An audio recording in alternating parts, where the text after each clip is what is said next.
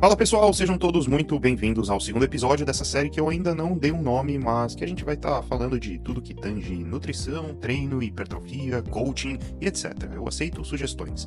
Hoje a gente vai falar sobre o crescimento muscular e para falar disso, primeiro a gente precisa entender o que de fato é o crescimento muscular. Ele nada mais é do que o aumento do tamanho dos músculos, né? Isso ocorre principalmente por meio de um processo chamado hipertrofia miofibrilar. Se a gente olhar para a anatomia de um músculo, as miofibrilas são as menores unidades, basicamente feixes de tecido contrátil. O crescimento acontece quando o número dessas miofibrilas aumenta. Isso faz com que cada fibra muscular aumente em diâmetro, o que resulta em um músculo mais espesso como um todo.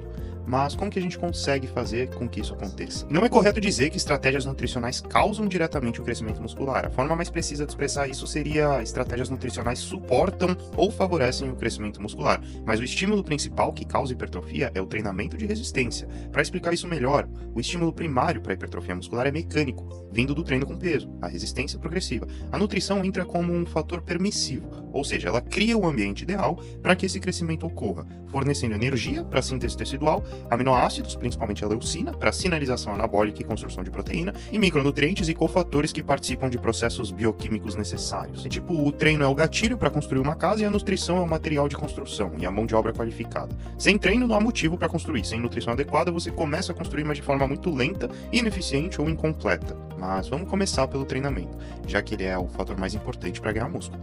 Para entender o motivo, a gente precisa falar sobre a chamada síndrome da adaptação geral.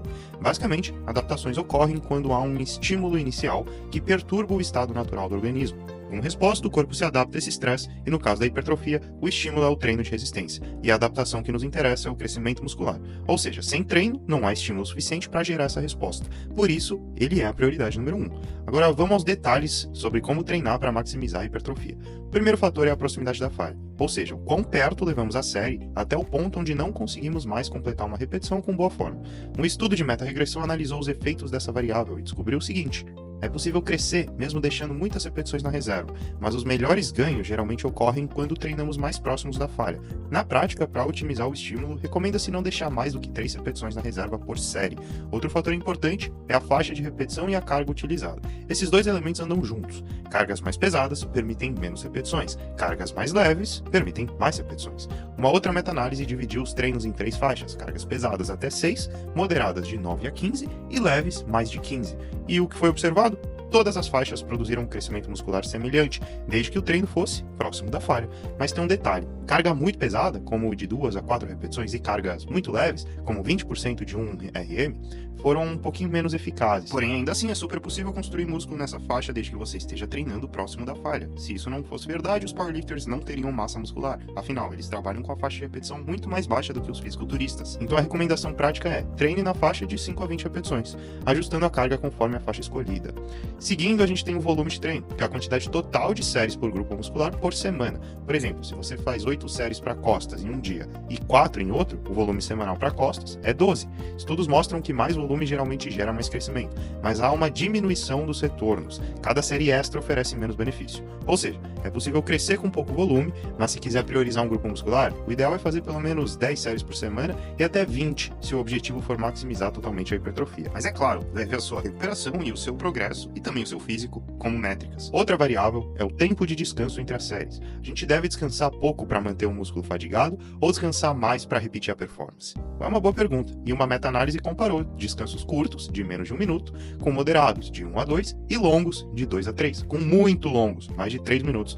Todos funcionaram, mas os descansos moderados, de 2 a 3 minutos, parecem oferecer ligeiramente melhores resultados. Se você quer ganhos máximos, descanse de 2 a 3 minutos por série, ou então até mesmo mais, tu não precisa cronometrar o tempo. Mas se você quiser treinar de forma eficiente em menos tempo, descansos mais curtos também são válidos. Por fim, precisamos falar da sobrecarga progressiva. À medida que o corpo se adapta ao treino, a gente precisa tornar ele mais desafiador com o tempo. Isso evita estagnação. A forma mais comum de aplicar a sobrecarga é o aumento de carga e ou repetições ao longo do tempo, sempre mantendo a técnica.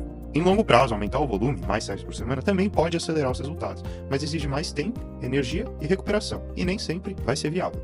Agora vamos falar de nutrição. Existem dois fatores principais que impactam o quanto de músculo a gente consegue ganhar com o treino: a ingestão de proteína e o balanço energético, que são as calorias. Sobre as proteínas, duas meta-análises mostraram que dietas ricas em proteínas, combinadas com treino de resistência, resultam em mais massa muscular. Um dos estudos apontou que o benefício extra começa a cair depois de 1,3 gramas de proteína por quilo de peso corporal por dia. Já outro estudo, focado em praticantes de musculação, indicou que 1,6 gramas por dia já oferece bons ganhos, e que acima disso os ganhos extras são pequenos, mas podem ocorrer. Na prática, consuma pelo menos 1,5 gramas de proteína do seu peso por dia, e se quiser otimizar ao máximo, pode ir até as 2 gramas por dia e talvez até mais. Sobre o balanço energético, é possível ganhar músculo mesmo em déficit calórico, mas os maiores ganhos ocorrem em um leve superávit. Porém, esse superávit ele tende a trazer ganho de gordura se for demasiado. Teve um estudo que ele comparou fisiculturistas, lutadores de sumô e a população geral. Os lutadores de sumô tinham mais massa magra, mas também tinham muito mais gordura. Ou seja, o ganho de peso ajuda no crescimento muscular, mas geralmente vem com muita gordura extra. E para perder essa gordura depois, pode-se acabar perdendo um pouco da massa magra que levou tanto esforço para construir. Ainda não está claro se fazer ciclo de bulking e cutting é melhor do que simplesmente manter um peso estável com um nível saudável de gordura corporal. A minha recomendação é um leve superávit de 200 a 300 calorias, considerando que você já tem um percentual de gordura aí na casa dos 8 a 14%. E observando o seu físico e manter essa faixa de calorias até que você se sinta desconfortável sem roupa, ou seja, o seu percentual de gordura acabou subindo e você já conseguiu conquistar um pouco de massa muscular. A partir desse ponto, reduz as calorias de 200 até 500 calorias das suas calorias de manutenção, abaixa o seu BF e depois volta para o bulking. Um resumão e algumas recomendações práticas são: o crescimento muscular é uma adaptação estrutural, causada principalmente pelo aumento das miofibrilas nas fibras musculares. O fator mais importante é o treino com pesos.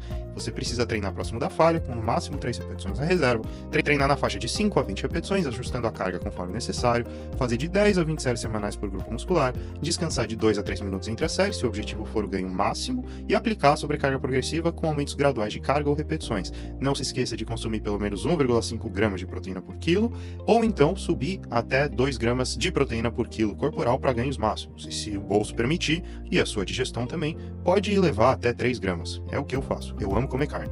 Um superávit calórico ajuda a ganhar mais massa, mas vem com gordura extra. Então use com moderação essa estratégia, não vai extrapolar nas calorias.